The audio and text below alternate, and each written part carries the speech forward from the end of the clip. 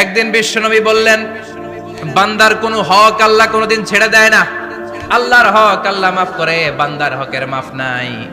যদিও আমি নবী, আমার উপর যদি কোনো হক থাকে বলো, আমি দিয়ে দেব।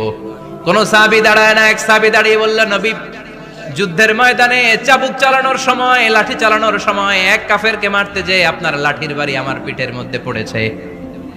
আপনি যেহেতু এই কেসাসটা আদায় করতে চান, আপনার পিঠে আমি লাঠির বাড়ি মেরে এটারে শোধবোধ করে দিতে চাই। সাইয়েদনা ওমরে ফারুক হাতের জামা এরকম পড়তে শুরু করছে, আয় এদিকে আয়, তোরে শোধবোধ করাই। বিশ্বনবী বললেন, ওমর রাখো, এটা বান্দার হক, মিটাতে দাও। বিশ্বনবী বললেন, আসো, তুমি এসে আমার পিঠে লাঠি দিয়ে চাবুক দিয়ে বাড়ি মারো।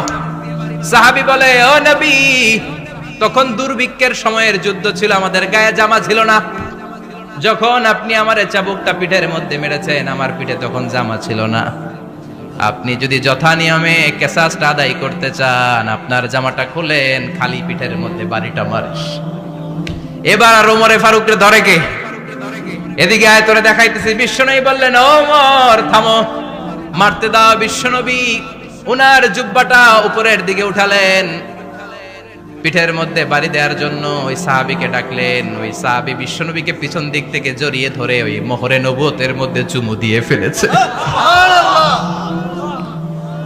সাহাবী বললেন, নবী গো, এই নাটক করার জন্য আপনি আমারে মাফ করে দিয়েন। আপনি বিশ্বনবী, উদম গায়ে আপনারে দেখা যায় না, খালি গায়ে আপনারে দেখা যায় না। শুনেছি আপনার পিঠের মধ্যে মোহরে নবুয়ত আছে। অনেক দিনের সাধনা, জল্পনা কল্পনা, আপনার মোহরে নবুয়তে আমার ঠোঁটটা আমি লাগাবো। আপনার মোহরে নবুয়তের মধ্যে আমার ঠোঁটটা লাগিয়ে আমার ঠোঁটটারে আমি জাহান্নাম থেকে পরিত্রাণ করাবো।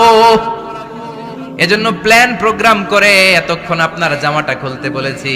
আপনার উপরে আমার কোনো হক নাই। আমার আব্বা মা, আমার সম্পদ, আমার জীবন আপনার জন্য কোরবান গো নবী। বিশ্বনবীর পিঠে বাম দিকে খাতামুন নবুওয়া ছিল, মাহরে নবুওয়া। কোন বর্ণনা এসেছে উনি এই মাহরে নবুওয়া দিয়ে পিছন দিকে দেখতেন। বিশ্বনবী যখন নামাজ পড়তেন উনি বলতেন, ইস্তাকিমু ওয়া'তাদিলু ইয়ারহামুকুমুল্লাহ, কাতার সোজা করো, ফাঁকা জায়গা বন্ধ করে দাও, কারণ আমি সামনে যেমনি দেখি পেছনেও তেমনি দেখি। অনেকে বলেন বিশ্বনবী পেছনে দেখতেন এই মাহরে নবুয়তের জায়গাটা দিয়ে। এটা ছিল বিশ্বনবীর behind CC camera, behind close circuit camera. আল্লাহু আকবার। বিশ্বনবী ছাড়া কোন নবীর পিঠে এরকম মাহরে নবুয়া ছিল নাকি? কথা বলেন। এজন্য ওই নবীরে গালি দিলে সহ্য হয়? কথা বলেন, সহ্য হয়? আবিয়াদুল ইবতাইন, বগল ছিল শুভ্র সাদা। আমাদের বগল কি সাদা? দুর্গন্ধ, কুৎসিত, কালো, তাই না? বিশ্বনবীরটা কালো? কথা কোন? শুভ্র সাদা। আমরা দোয়া করি এভাবে। বিশ্বনবী মাঝে মাঝে দোয়া করতে করতে, বৃষ্টির জন্য যখন দোয়া চাইতেন, আরাফার ময়দানে যখন দোয়া চাইতেন, দোয়া করতে করতে হাতটারে উপরের দিকে করতেন। সবাই এরকম হাত তোলেন, সবাই হাত তোলেন। বিশ্বনবী মাঝে মাঝে আবেগের চোটে এইখান থেকে হাতটা এই জায়গায় নিয়ে যেতেন। সুবহানাল্লাহ।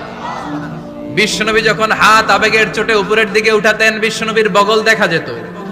সাহাবারা বলতেন, হাত্তা ইউরা বায়াদু ইবতাইহি, এই সুযোগে আমরা দেখতাম উনার বগলটা ধবধবে সাদা।